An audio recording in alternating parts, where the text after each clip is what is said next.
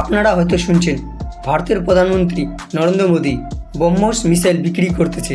Philippines, Indonesia এদেরকে already missile দিয়ে দিয়েছে। আবার কিছু দেশ ব্রহ্মোস মিসাইল নেবার জন্য নরেন্দ্র মোদীকে আবেদন করেছে। Vietnam, Malaysia, Thailand, Argentina, Chile, South Africa.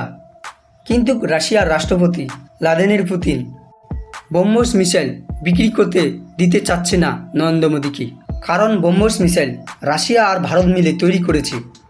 এই ব্রহ্মোস মিসাইল সুপারসনিক স্পিডে যায়, এক কথায় সাউন্ডের গতির থেকেও বেশি স্পিডে যায়। আর ব্রহ্মোস 2 মিসাইল বিক্রি করতে দিতে চাচ্ছে না, কারণ ব্রহ্মোস 2 মিসাইল এটা একটি হাইপারসনিক মিসাইল, সাউন্ডের থেকেও 7 গুণ স্পিডে যায়। এই কারণে বিক্রি করতে মানা করতেছে রাশিয়া, যেন মার্কেটে মনোপলি বজায় রাখা যায়। বিভিন্ন দেশে বিক্রি করলে তার ভ্যালু কমে যাবে, যেন ভ্যালুটা নষ্ট না হয়ে যায়। এই কথাটা বলতেছে পুতিন নরেন্দ্র মোদীকে।